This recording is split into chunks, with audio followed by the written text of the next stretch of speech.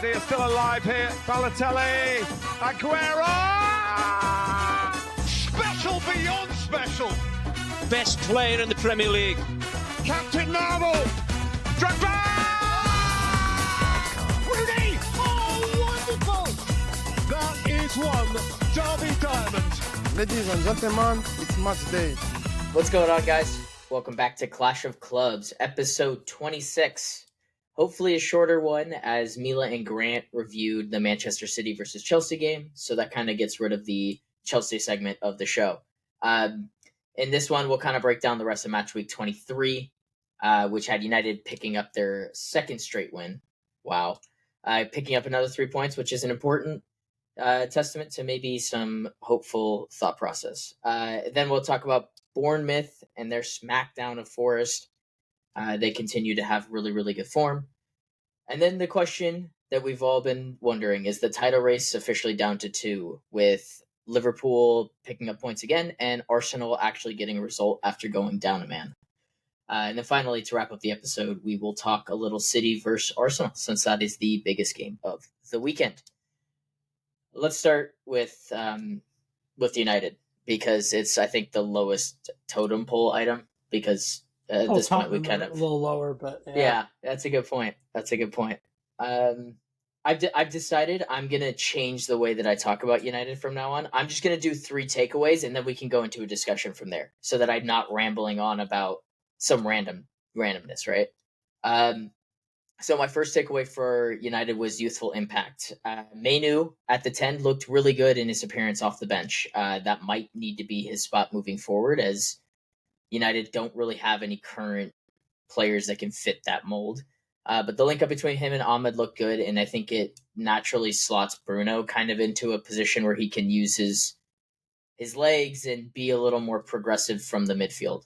The second note was that, Yora had a good cameo again. They're managing his minutes a lot better than I think United have managed younger players recently, right? Garnacho's a big example of guys just getting full 90s right away because of necessity. And, Yora not having to be a necessity play, but can come on in these later stages of games, and you can match him up against an Adama, right? With the legs of that. It's a much better fitting style and system, and we're starting to see kind of his game grow. I'm excited for him. And then the final youthful player I had was Collier. Obviously, he saves the day for United, saves 3 points. In every cameo he's made in the 90 he played in Europe, he's looked really solid, really, really sound.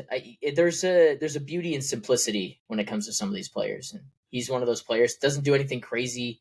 He's not like a super gifted technical player, but he does the things that he needs to do correctly. And for a youth player, that's honestly more important than any of the other stuff. So good on him. My second takeaway is that United are too defensive. I know that with the current way that things are set up, like it's hard, and United don't currently have the players for it. But I think Ahmad needs to play right wing back, unless they really bring in somebody to kind of help with that issue. It's just they don't have any outlets on goal, and so if you're not going to play, 5, so it's like 6 defensive players, 7 including Onana, it's just you're not scoring goals, and that's a bigger issue than always having to keep a clean sheet. It's impossible. It's impossible. And then my last thing is United needs signings. We've been talking about this since November, but if you don't bring in players, this isn't going to get better anytime quickly, and you're honestly setting up the manager to fail. But I don't know. What did you guys think? I did like seeing Mainu in the 10, obviously on a personal level, because I said they should do it, and he did look good in the cameo. Obviously, we need to see more for that to really come to fruition. But like you said, it's all about getting those positive takeaways to be able to build off of. Collier did look really good as well, I thought. I thought Højlund was really bad again. Unfortunately, Xerxes, while looking better, that's only relatively speaking. You know what I mean? It's not like he's in groundbreaking form or blowing everyone out of their seats. So like you said, signings, you just need to bring in more players that at least the manager has identified work in the system. And kind of to your defensive point, when we see the 2 natural fullbacks playing wingback, it's 5 defenders. The only times they've really had success is when those guys got forward as an attacker would, or when Ahmad's in that spot. who has those attacking tendencies and gets in the positions that the manager wants that player to get into. So I think Dorgu's imminent. It feels like that signing's going to be done, so I'll just speak on it as if it is. That one's really exciting for me because we're probably going to get a better idea of how this system's supposed to look, because he's going to be able to instruct him, a player who, if you guys aren't familiar, just plays like pretty much every position in very simple terms, because he's asked to do a ton of different jobs. So like a lot of underlying numbers don't look very good on him because of what he's being asked to do and the team that he's playing in, fighting relegation. But he's going to be instructed strictly, I would assume, on what his job is at that position. So I'm excited to see how that plays out. A little bit of word salad at the end, but I think seeing an Amorim signing in one of the wingback positions, we're really going to see what the system's supposed to look like going forward in an attacking sense. Yeah, I mean, I hope that it's going to happen. Obviously, it seems like it's going to. If anything, it's just a signing that kind of indicates where United's at. They're not looking to get some big name in that will help right now. This is more of a future play and someone that Amorim's going to have to mold. And so it's going to be very up and down. Like left wing back is not his position. Like that hasn't, like you said, he's played up and down the left side. So it's going to take some molding. He's going to have some bad performances. He'll have some good performances. From a goal scoring point of view, though, this doesn't change anything for me. He's not going to be bagging goals. United are still going to have goal problems. It just might slot players in more appropriately. I would have liked to see them bring in both him and Fernandez. I think his last name is from Benfica. Yeah, and the guy. Wait. Yeah, the one they have about Alvaro Fernandez. I think it's like the assistant champions. Yeah, we talking about him. Yeah, I thought that Dorgo on the right. Like again, he's 20 years old. He's naturally probably a winger. You know, you could really mold this player into doing the job on both sides. So yeah, you could get the buyback going just to bring in players who understand the system. That's kind of what I was hoping for. It doesn't sound like that's going to happen. It feels like it was one or the other, which I just think is a mistake. Yeah. In January right now, just the buyback's still valid in the summer, you hope. We don't know the contract situation, and maybe they're thinking, hey, our season's kind of binned. Let's let the kid continue to play Champions League football and develop. And if we have good contacts now and he's willing to come back now of all times, in the summer it might look better. But it's still... What? Training? Is he even training? Is there anything with him, Luke Shaw? Yeah, he's supposed to be back, I think, within the next few games. But so he's not playing left wing back, so... No, yeah, that's not... I mean, yeah, because Mazraoui, he looked so good when he first came in, playing as a right back and a 4 or the right side center back, and he's not a wing back. His best qualities are defensive. So yeah, he's kind of drowning out there. It's a natural slotting. Like asking Mazraoui to do offensive work, it's just not his game. And the player that should be taking up more of an offensive role, Dalot, has looked poor consistently. And the fit just doesn't make sense. He's going to have to be one of the players that's moved on and actually maybe a sellable asset for United because he's actually not bad as a right back. They're adjusting the system a little bit. Just given the personnel, like you start to see Garnacho drift wide and Dalot get into the half space to still occupy the right spaces, but yeah, it just doesn't look natural out there for him. Kind of free flowing in the final third. It doesn't seem, which is crazy because I would always remember watching him just kind of aimlessly drift into the middle and seem to want to play there under Ten Hag. But now when he's being asked to attack, like, oh, get forward, get in those half spaces. Yeah, it's just not seeming to come off for him. No, it's definitely not. And I feel bad for him because he was our player of the season last year, and probably just this. Yeah, and deservingly. And this isn't a system that fits tough. him. Yeah. Which is tough. You would have thought before Amorim came in, like, oh, in a 5, more freedom to get forward, that would fit him. But yeah, he just looks lost. You just can't really do the role that is required in any of the actual positions. You know? Right. It's interesting because he has skills, he has a talent, but none of his skills necessarily put him over the other people that he's competing. Like, I don't think he thrives in this system. Yeah, it's interesting too, yeah. I mean, because it's not a typical 5 in the back where you want a left footer and a right footer just bombing forward, overlapping. Like, they're being asked to do a lot more attacking-wise than that. So, I'm intrigued to kind of see the players that they get in for those spots in particular. We've always talked about it, us three at least, like with those 5 in the back systems, like you need those 2 wing back positions to be lethal. Obviously, when we were clicking at our best under Tuchel, like Chilwell was fit, Reece James was fit, and they were banging in goals and assists. Like You don't want to rely on that too much, though. For sure, and I think but you a need big thing. attacking onus. You need really quality players in those 2 spots because they're asked to do so much. I wanted to see a little more links about a striker for United. Yeah, I feel like it's just links. They don't have to go spend it now because they just brought 2 summers in a row. They spent. Then go get Dave. That'd be cool. Because even if you don't bring him in to play the 9 or to be the starting 9, he could play the 9. He could fill in the 10 position. And he'll get some goals. Because what I saw from what I watched of the game, United did a good job of keeping possession of the ball. And when it got to the final third, there was no final product. And this kind of been the story that we've talked about recently. Yeah. But yeah, I don't know. What do you think of the striker thing or why they? I think it's just it's a money thing. Like, because they haven't sold Garnacho, because Rashford's still here, the money's just not there. And I think that they're really handcuffed by PSR. I think if they could do it right now, they'd get one. But also getting a striker in January, which everyone is starting to realize, is just a difficult task because it's going to cost you 70. What did you guys pay for Marmoush? 75. Right? 75. And that's something between 60 and 80. Right. 60 and 80. 75. Which just makes it so much harder to do. I think that United are going to have to make do with the 2 up top for the rest of the year is kind of what it looks like. I will touch on Højlund because I was super... at his potential looking at the start of the year, I was super excited for him, and I thought that he was really going to take that position as his own. And it's just not panning out. I mean, he just looks lost. He looks so lost, and every touch is like fucking cement. Straight to the defender, straight to the other team. Big booms everywhere. Yeah, which, like, I don't know where this change in him has come from, where he's decided that he's this big hold-up play number 9. Like, that's never been his game. Like, at Atalanta, it wasn't his game. Here, when he was successful in the run under Ten Hag, that wasn't his game.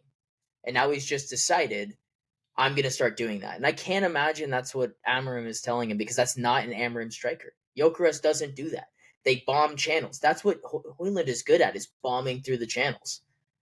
Picking up the ball in space and just running and making something happen. He's got enough physical tools to make that work. But choosing to be a hold-up play 9, that's not your game. So don't make it your game. There's just this weird disconnect with him right now, and he makes it so much harder for United in a time where it's already very hard. And so it's difficult. I'm frustrated for him. I'm frustrated as a person just watching the team, because they spent fucking good money on him, and he's not paying out, which sucks. Yeah. I saw Lisandro Martinez has 3 more shots attempted than him. Like, that's fucking crazy, bro. It is a crazy stat. It's a great stat. It's a crazy stat. Yeah. I think to your point, yeah, PSR absolutely has you by the balls. There's nothing you can really do there in terms of operating. I mean, even in the summer, it was we got to sell before we could bring these players in. They were able to sell some homegrown players along with some others, and they immediately brought players in. So I think based on what we've seen, which isn't that much, it was 1 window, but they're willing to spend if they can. If they can, yeah. But you got to get rid of guys. So, unfortunately, I mean, I'm looking at a guy that doesn't fit the system and can get you 60, which essentially raises your thing to like 180 million this window in January. Yeah, pure profit. And they're not willing to do it. That pure profit hits. Because they're scared that he might be the next Cristiano Ronaldo. Let's be honest. Like, that's not it. You want that number 9, that big number 9 signing. You don't have the money. Best I could do is market opportunities. You know, like, you're just going to have to listen around for some market opportunities. It's crazy, though, like, to your point, Rashford, that should happen in December. January is almost over. Yeah. You know what I mean? Like, and then I think, I don't want to make it about us, but, like, a similar deal where, like, probably some business needed to be done, at least tidying up, do what you can in the window. just nothing. A lot of sitting on hands. It's a tough January, Bar City, but we all knew City had the money. Even without the sales, they probably would have been able to spend some money. They sold a ton of players the past few years and haven't been spending too much money. That was coming. They were just waiting on it. Had to happen. One window late, but they made it work. Every other team, I mean, if you don't have the money like that, you didn't sell a bunch of academy players. It's tough. They got to do something about all that. Yeah, I don't know if it's United. Like there's a give and take. No, they have to sell. They have to sell. They haven't been able to sell. Yeah, and tough. To be fair, they've previous ownership and previous management has fucked them a bit, right? Like that's just the way that it goes. And so now they got to figure out a way of getting out of it, which sucks. And they're going to have to sell their sellable assets to get out of it. But they got to do it to give Amram and this team there's some pieces. They got to do that to give them a chance. Because, look, this season can get totally flipped on its head if they were to, I don't know how busy they're going to be. But let's just say they decided to be super busy. They sell Garnacho, they bring in 2 players. And Nkunku on loan, and I don't know, one other player, a 9. Let's just say they were to get an Osimhen, right? That goes to the Napoli deal. If we're looking at that team as a collective, I think you'd be decently optimistic of your shots at Europa, giving Amram the tools to be like, hey, look, we're spending money on you now. We believe in this project. And if you can end up getting a Europa League title and getting into the Champions League on that alone, like it completely changes the trajectory of the club. And I just don't know why they're not willing to take that risk. Because it only gets worse if you don't at least make that chance, right? You don't give yourself an opportunity to try and do it. I think they would, to your point. They can't. The PSR constraints are that tight to where if you spend any more money, like you're going to get hit unless you have to sell. That's what I think it is. I think that's the most logical explanation for it. Would Nkunku, he would go up from Conference League to Europa League mid-year? Yeah, I'd take him. And then he got up to Champions League next year. Yeah, dude, he's lost cause at Chelsea, I fear. Yeah, tough one. Yeah, I mean, as soon as we threw him Conference League shifts, and he was like, okay. All right, well, let's get back on track here. Let's get off United because they're a shit show, anyways. I didn't watch Bournemouth just fucking slap Forest Silly. I don't really have many notes on it, but that's just they're in an insane run of form. That can't be not talked about. I think just the implications going into the Liverpool Bournemouth game this weekend. Bournemouth at home. Yeah, I'm not expecting a win from Bournemouth, but I definitely think that could be a very good game, high scoring game. Yeah, they've given every big club trouble this year, and I'm assuming Liverpool will be no exception to that. Mm-hmm. Just really well managed, getting a lot of big performances from guys that maybe aren't like seen as elite talents, but like a Tyler Adams, for example. Obviously, we're all US guys, so we know him well, but like unsung performer, like just Kluivert, same thing. Like they have guys that are performing way above their weight class right now, and it's all coming together. And I'm hoping that they take 3 points off Liverpool, but you never know. Yeah. Scorelines can be deceptive. That was a 5-0 for sure. It was, I mean, early. Kluivert got it going. It was a very similar goal to what he had last week. Like far out, no one put any pressure on him. He's like, oh, I can hit this.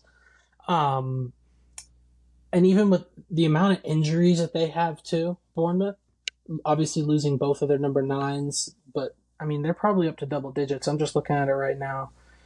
Yeah. Probably close to double digits. I think a lot of the credit goes to the manager. We touched on it a little bit last week, I think, because they did pop Newcastle as well. But, yeah, I mean, just they have really good structure in the back. Obviously, they're defenders. And then the attack is so free-flowing. They're just drifting, whether it's like Ouattara, he'll be up top, he'll be out wide. Same with Semenyo, Kluivert. They're just free-flowing in that final third. They have an understanding for each other. And yeah, they give every team a good run for their money. They game plan pretty well against the big teams. Is that at Anfield or is it at Bournemouth? No, I'm pretty sure it's at Bournemouth. The Vitality. Ooh. Yeah, it's not an easy place to go. They've given everyone trouble there. Yeah. That should be a good game. And then who do Arsenal have? I might have Yeah. I might be 10 minutes early on that. Yeah, I mean, I don't know about you guys, but the title race right now, at least, unless, a City or a Forest go like just on an insane run, it feels like it's down to these two. Hey, Ars- hey, that's what it feels like. That's there's what it slippery feels like slope to out, me. slippery slopes out there, Dylan. Yeah, I know, but 12 off it, fuck. they have a game in hand. Yeah, so like It's okay. Arsenal are still within striking That'd be distance, crazy. and I'm gonna give them their flowers because they were fucking shafted by a ref. I can't even believe that decision. Like, he's got two people behind him. It's just a tactical foul. Just give him the yellow card and move on. Just straight red. What the fuck was that? I mean, this is a reoccurring theme. We talk about it like every week now, but that was so absurd. And it sucks because like they shouldn't get validated for the feelings of what refs have done over the last, for the whole season. But if I was a fan of them, I would feel so hard done by it. But to get off of that point, got to give them kudos because they got a result. Being down a man, and we were critical of them earlier in the season for not getting results. But they got a result, and it's how massive that is for them to, pick up all three of them and be 6 off of Liverpool with them having a game in hand instead of being, 8 or 9 off of them. It is a testament to their heart, and they're not willing to give up. They're not going to die. I thought their season was over after they lost to us. I thought that they were just going to fold, but they seem. I thought that. I still don't think they win anything personally. No, they aren't going to go get a striker. But to your point, yeah, they're not going to wilt. They've been through enough. I would assume as a group to be okay. We're not going to let this happen again. They're too close mathematically, whether or not it feels like. Because I don't think I'm alone in the way I feel. But again, if you look at the table, they're not that far off. They're especially with Liverpool's slippery slope, as you guys love to say. It wouldn't shock me. They've got a good defense. They get back into form. They can get a few results together. Absolutely. I mean, even towards the end of last season, they put a really good run together. But Odegaard's going to have to do more if they want a chance. He didn't even play in this He's got one game. more assist in the Premier League. Wolves, like we do have to consider, like Chelsea have one win in their last 7. It was Wolves. Wolves have been really bad as of late. They're a relegation team. They're in 18th right now. Yeah. Yeah. Yeah. They played. They've been a relegation team all season. Given the red card context, all that, credit to them. Absolutely. It happens to every team. Like, no, every team, but like I'm it just happens saying Wolves in this are league. really bad. So yes, they are bad. That's one I got really wrong. I was talking about Wolves aren't going to be that bad. They're that bad. They are. They're that bad. I still think it's a big moral push, regardless of actually how bad they are. It's more of a head thing. Yeah, I brought that up more of as what I mean. Like they're still not going to win anything. Like that's why I'm like, okay, it's just Wolves. But yes, for them, like that is huge. The amount of red cards, the context of the situation. Credit to them for this week. But what do they got next week? They got City next week. That is actually an interesting game because either City are back on form or we are really in the shit. So, could be a little bit of both. Absolutely, could be a little bit of both. I mean, I think that's definitely.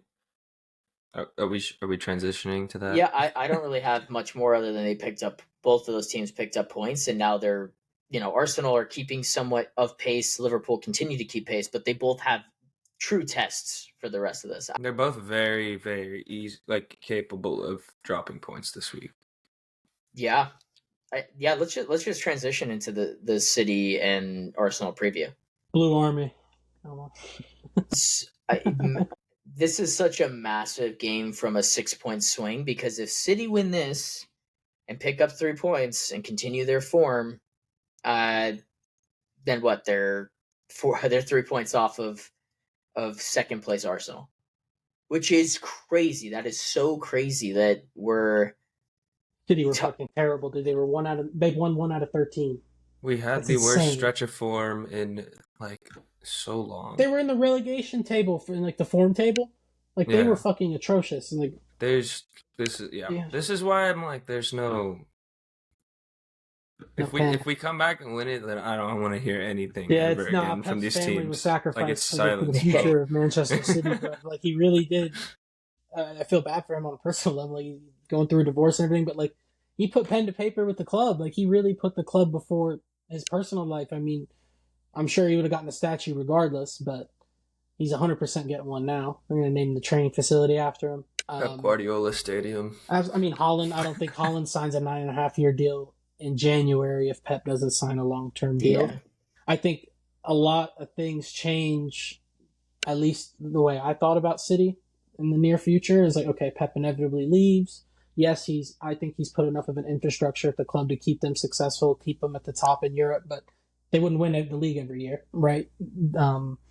Pep staying changes things, and they clearly have a war chest. They're gonna get him what he needs, and they'll be around. So let's see how quickly they get back up. That's really what it is for me. That's the way I see it.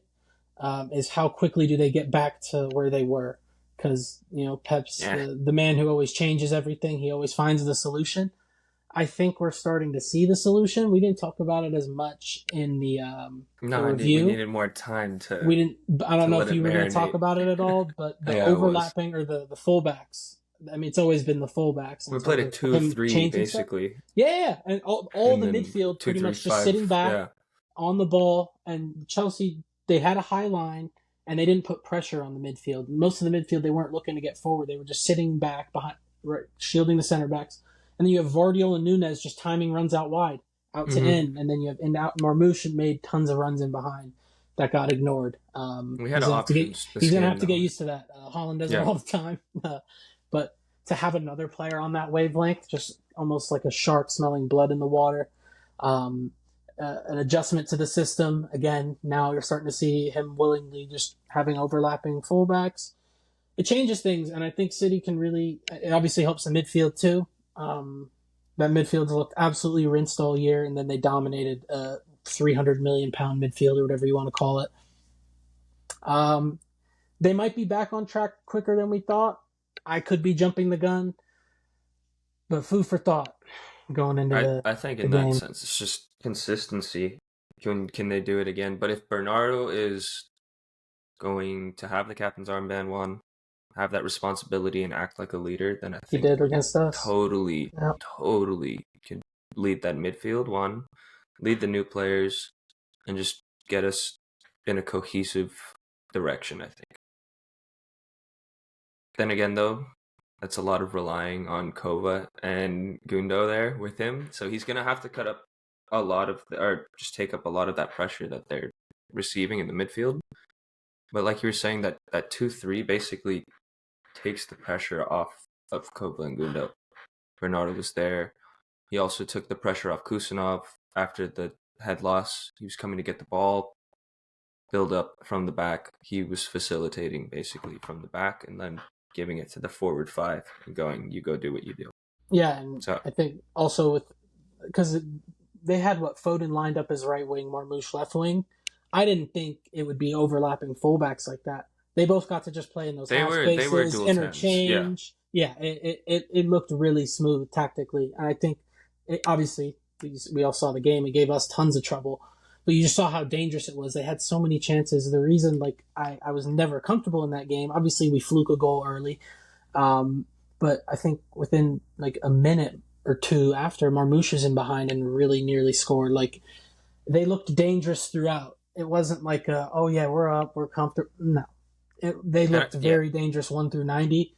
The question is just defensively speaking, because obviously they've had their struggles there. But yeah, they're definitely... I do think they're going to be all of a sudden on people's tails. I don't think I'm not going to say they're in for the title and all that, but they're going to be a lot higher. Not in, think but very quickly. Not out. Yeah. People are going to say oh shit. I think it's just going to hit like that. In terms of the Arsenal game, they're going to have a lot of trouble with Marmoush. It already took both of their center backs to shut down Holland, and they finally had it figured out.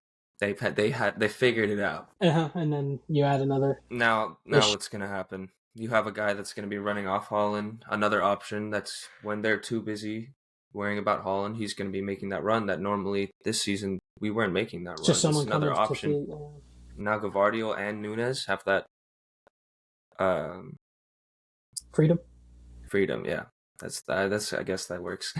Freedom to make the runs. Yeah, they freely make those runs forward, get into those spaces, and then now we also have, again, back to Marmoush, a guy that's willing to dart into the box and try to finish the ball.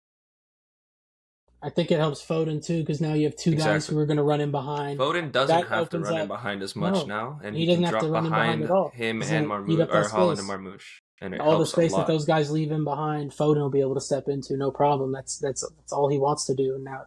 Yeah, I think Marmoush adding that variety, because it's not just another guy that wants to come short, get the ball at his feet. He's willingly going to make those runs, whether it's out to in to out. Like he's gonna. It's another threat that they're gonna have to deal with. Mhm. Not to say Arsenal don't have a good enough defense; they definitely do. They have a very good defense, but I think it's just going to be City's attack versus Arsenal's defense, because Arsenal's attack's been a bit meh, and then City's defense obviously is frail as it ever probably will be. So I think also think it's going to be interesting to see those dynamics. Yeah, I think Kusanov could be huge in that game, but just on the point of their attack hasn't been that great. That's where I want our aggressive defender to just go hit them, make it hard from the get-go. Obviously had his ups and downs in that debut, but we saw some good things, I think, and I definitely think he can do that against Arsenal's forward line. So I think he'll be important. Marmoush will be important, and I want to just say that we run the same lineup that we saw against Chelsea. Yeah, or at least set up the same in terms of how Pep wants to go about it, for sure. I don't think he'll change any personnel. I wouldn't. You don't have anything in between?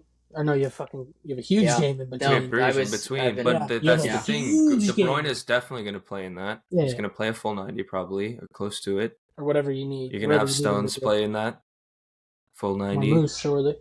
Marmoush can't play.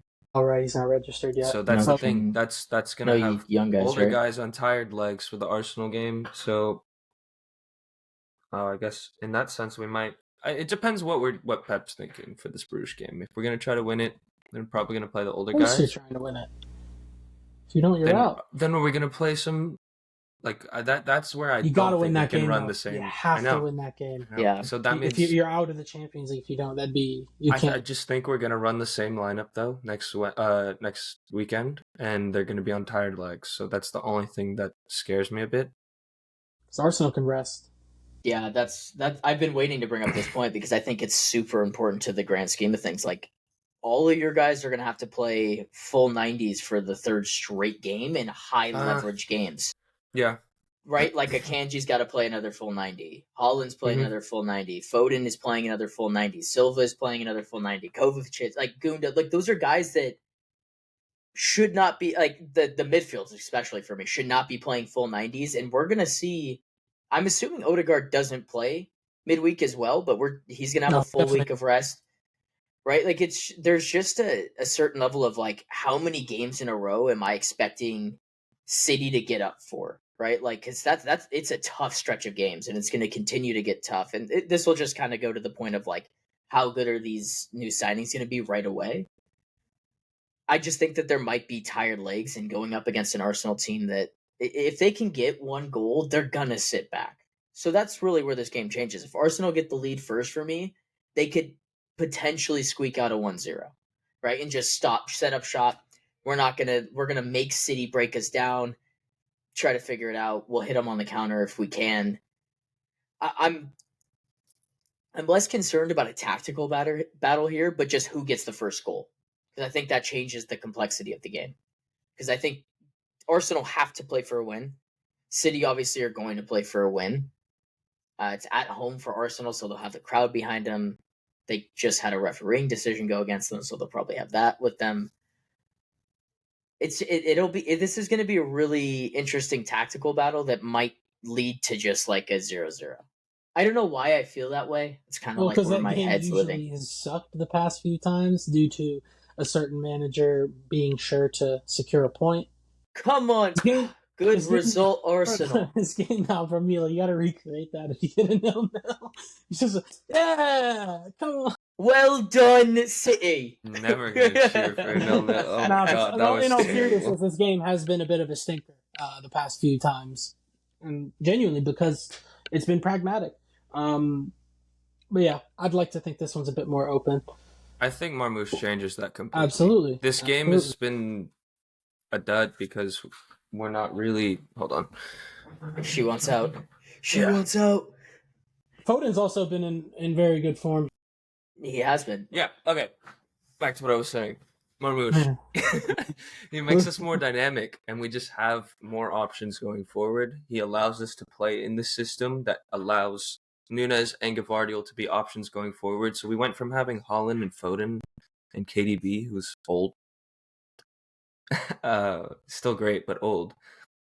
From that was our attacking threat, to now we have 5 players going forward that are all basically a threat. And we found a way to minimize the threat of the transition with Bernardo stepping into that 3 in front of the 2. Yeah, absolutely. Because, I mean, we've been killing teams on transition, and again, we really didn't. The only goal we got was from inexplainable error, So, yeah, it was only one game, but I do think it helps them defensively for sure, to your point. I didn't obviously talk about him, but he's electric.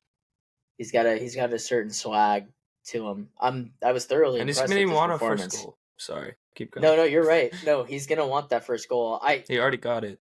If I was Arsenal, I'm probably game planning to try to just take him out of it a bit, right? Like they do with Rodri. No, well, it's a little different. You can't like isolate Rodri, but like you could. I meant they just went through him. No. They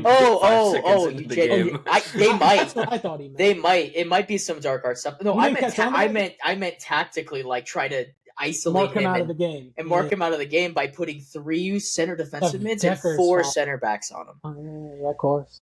No, I did. I just this Arsenal team we've talked about. They just don't have a goal outlet. Like I don't look at them. That might be the only way that they beat the City team is they try to expose like a young, youthful center back in the air with Saliba and Gabriel, because they are going to score off a corner if he is anywhere near him, and they just get to push him to the ground. That's what's going to happen. Gabriel is going to 2-arm shove him.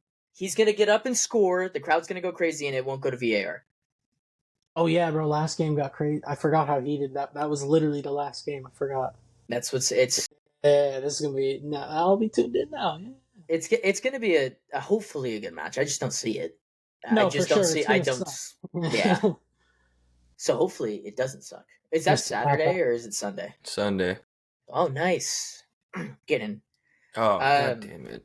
Oh, not get in for you. Get in for me. Oh, you're not gonna be able to watch? Hold on.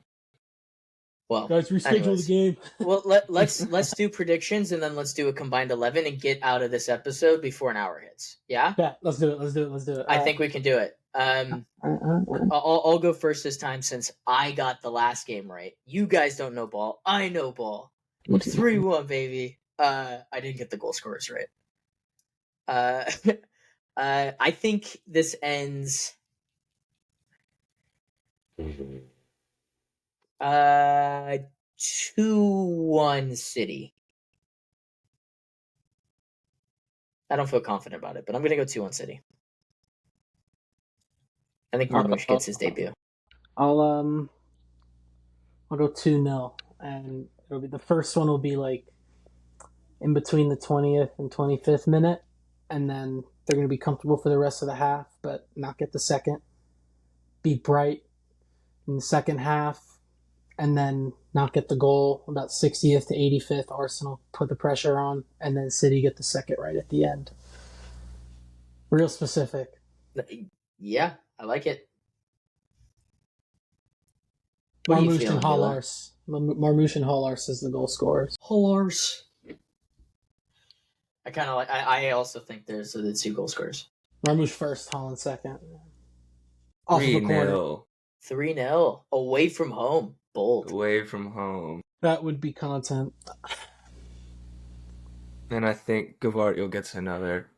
Yeah, he was so good. And I think it's a taste of their own medicine too. I totally think we're gonna score a set piece, and then Haaland's gonna do something that is he gonna throw the ball? Piss them off. I just feel like we're gonna get in their head. I'm not gonna lie.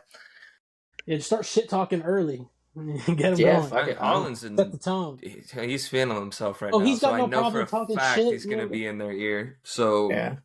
I don't know. I guess to think my it could first cause some point, head they loss. really should just fucking clear out Marmouche and just try to set the tone. If they You just do that clap though, him. I think I don't know. I think this is gonna get heated pretty early on. Yeah, it could. Holland's So- gonna walk past Gabrielle and be like, "Yeah, this is my real hair. I didn't have to go get this." You know? I missed the most Gonna be obvious good. shot of this is both They've teams been get a waiting player for us. sent off. Oh, but I Both don't think teams we'll get a one player sent off. sent off. I Yeah. don't think we'll get one sent off. No, like that's just the way that every Arsenal game's gone. It's like someone gets sent off. So like, Ederson. Ederson and Honestly, the Raya most just likely, full sprint, just probably fucking the- punch each other. Ederson assist Yeah, to tie Ederson's up getting an Odegaard's assist. tally for the Ederson- season. Ederson's getting an assist, or he's getting sent off. Why did Bold I prediction. we didn't I didn't get to ask it, but why the fuck did Chelsea play such a high line when City were just booting it constantly? Well, like they knew what was coming. We played a high Did line you? and we didn't put pressure on the ball. I feel like that is an equation for chaos. If you're Once giving the world second class half came players and time, you kept playing the high line, if you're it made no giving sense. world class players time on the ball to play a ball in over a high line, I said on the match review, it felt like when we played Spurs last year. It's just they were lining them up. Like, all right, whose turn?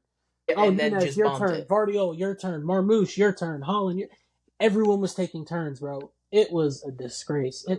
That's why I was so mad about that game. Out of all the performances this season, It was a tactical the most disaster. Yeah. Maresca It just got didn't cut. make sense. Also, No. Arsenal don't have a Sanchez in goal, so that's probably going to help them I this much. fucking said that shit before the game started as a joke. Like, oh, don't take into account okay. Sanchez. That was one goal. I don't know. Raya's definitely going to be a factor in this game, though. Raya has his bad moments, nowhere near the level of Robert. He's just more sound.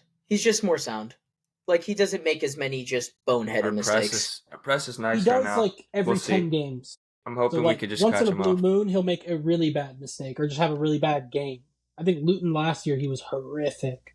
You remember that game? It was Yeah. a Luton pressure away, game they in won their right eyes. Yeah. But yeah, those are the games, though. I don't think he 1 does that through against 90 the is City, is my awful. point. I agree. I don't think he's a problem. He's not a liability by any stretch. I think it'll come down to who makes the first mistake, and if Arsenal can if they get an early goal, they're going to sit all 11 in the fucking box. Which might not work, but no, they will. The only thing is, will they try to They're hold? going to change, yeah. Will they try to hold possession? They probably could. Yeah. This is the game for them to do it because their midfield is better, obviously, and you try to stretch if they them hold the out. possession, they win the game. That's the thing. So if that would be my game plan for them. Hold possession. Obviously, hold possession and City had try to really get good possession against us. It was like 64, That's the thing. 65. Yeah, that's Didn't have to been a change as of recent. We haven't been keeping Uh-huh. possession. We've looked Yeah. like shit. I can't believe we let Super that easy happen. correlation. So It was, to be fair to Pep, though, I mean, that was the first time we've seen him cook up something like that. Some new players in the system, so like I get why it caught us off guard, but man, we looked like Maresca got his pants pulled down. yeah, I definitely It think was- Maresca was bad. probably thinking like, oh, I know this guy, like I know how this is gonna go down, and he over game planned for something that he had no idea what Bro, was going. he thought Pep showed him everything, bro. Pep's probably got like 10 Well, we secret just got rooms with all. Marmouche Bro, is such a I'm- factor bro, that like Pep- you don't know how absolutely. we're gonna It play. changes the way you can set up, but I'm just saying, like, do you think Pep of all people is just gonna tell one of his younglings like all of his stuff, bro? He's probably got like secret rooms with setups that he's never showed anybody. You know what I mean? Like Pep's like that. Like he's got another office now, probably now that the wife's out. Bro, that guy will always figure it out. I think it took a long time, given obviously there's context to that, but I think he's got multiple solutions in terms of how to set the team up optimally. Because, I mean, that's a drastic swing in possession, being able to hold the ball for 64, 65% against a team who I'm sure we do well in those stats. Like, we hold the ball quite a bit. So, yeah, they're definitely capable. I mean, the only thing you could probably devil's advocate would be, like, we haven't played well against big teams this year, Chelsea. But, no, I think they definitely showed something there. Yeah, this is the up and up of City season. If they can go Chelsea, keep themselves in Champions League, and then beat Arsenal, and really make the top four really really close. It's not a question for me in terms of them being top four. I think that's well. all. They've got a ridiculously tough stretch of games still to come. So I'm Arsenal, just saying like it's just more of a concrete like, hey, we're here. Yeah, solidify and if it. anything, you can if Bournemouth take off points against Liverpool, you could probably start to have some conversations of if City go on a stretch like they normally do around this time, could we be Just seeing the them try to singular- the really singular push? forehead We got to see sweat. more from City to that extent. But yeah, Well, absolutely. We can start to have conversations. Yeah. If necessary. We're laying it out now. All right, yeah. Let's Okay. Combined 11. Let's do it. Let's do a combined 11 for Arsenal versus City. Same as last week. I'm just going to give us two options. You pick one or the other. And whoever gets the most of those votes gets into our combined 11. I'm going to do it based off of the last two games in the Prem. And I'm going to include Odegaard and KDB, if that's fine. Yeah. Okay. Let's start in goal. Raya or Ederson? Raya. Yeah, I'll go right. I'm going Raya as well. Just think he's been more consistent. Right back, Timber or Nunez? Timber. I'm also going Timber. It's been one game. Yeah, it's been one game. 2 game. We'll go Timber. Right center back, Saliba or Kusanov? No, definitely Kusinov. Yeah, Saliba. Wow, man, that was a poor start for him. I felt so bad. Thank God Nicholas Saliba Stones definitely has me thinking more about that. I'm still picking Saliba. Stones got to stay on the pitch. Saliba. Stones has to stay on the pitch for that to be a conversation. Left center back, Gabriel or Akanji? Gabriel. Got to be, yeah. Yeah, okay. Left back, Gavardiol or Calafiori? Because Lewis Skelly can't play. It has to be Gavardiol. The referees have an agenda so that Lewis Skelly cannot play in this match. No. I'm going Gavardiol. I'm sure Arsenal fans would probably want to argue Calafiori hasn't played enough. That's not a conversation yet. The 6 is Partey or Kovacic. Kovacic, please. Yeah. For multiple reasons. I'm going Kovacic. No. I'm not picking Partey for reasons. Same. Okay. I mean, to be fair, Kovacic, we talk about it, but Kovacic stripped down that one time. He's a bit of a freak, too, maybe. Sure.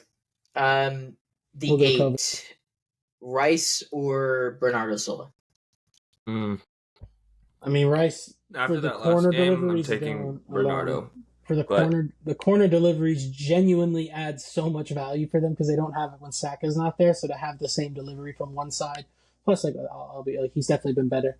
It's not like poor shit the way. What if they don't win a corner, Grant? No. It's not.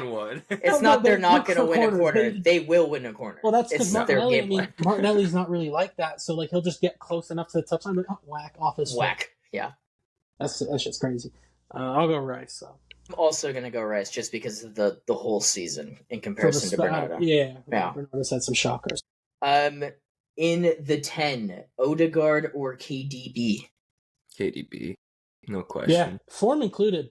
That's not even the question. The name carrying weight. Odegaard hasn't been great, and KDB obviously his legs aren't the same, but the quality's still there. Yeah, Kevin De Bruyne. I don't think he'll even start. That's so hard to say though. He's so good against Arsenal. He's probably going to start. He provides goals and assists. Odegaard is not providing that, and he's more. He might have to start over Gundo. So. I don't know if he Gundo can do that. I think if you do the same setup you did against us, he can. I think he'd be able to operate a little deeper. He just doesn't sit as much. I feel like he gets too emotional. He's going to run forward, try to make something at some point, and then if you have like Marmoush, Foden in front of you, and then you have guys wide making runs. That's true. He would definitely be a threat from the deep playing positions. He just needs to start making that transition, and I don't know. Yeah, but I'll definitely. Yeah, I'm definitely. We're going Kevin. Put the Kevin gif. Put Ederson over Odegaard. Okay, this might be the easiest clean sweep. So, what I'm going to do is I'm just going to say their names and we can all just nod. Right wing, Foden. Left wing, Marmoush. Striker is Holland. Yeah. Thank you guys for watching. Wait. Oh, Bubblehead Holland. Play the song. Yeah, God, it's like if you took the team, like literally our combined 11 is just like swapping. Like we took pretty much all of Arsenal's defense, and then we took all of City's attack, and in the middle it was a mix. That's a good combined 11. We're awesome. I mean, we said it too, right? Arsenal's got the defense, City's got the forwards right now. So the combined 11 reflects it, boys. Look at us. We're very consistent. Cool. So we're good to end it? Dude, this feels weird. Awesome. Wow. 50 minutes. We are so back. I have so much time for activities. In an episode that we covered all of the recap of match week 23. If you want to check out Mila and Grant's recap of the City versus Chelsea game, you can do that on our channel. And then the title race down to 2. We'll find out after this weekend when City play Arsenal. But from myself, Grant, and Mila, we have been Clash of Clubs. This was episode 26, and we will see you guys in the next one. Words for him. Different gravy. Glorious goal! Wreathed in red. We're really seeing the most extraordinary finish here. On this day of days, has he delivered? Just magnificent! Potentially life-changing! That's football. Minute you let it under your skin, then you begin to make it better.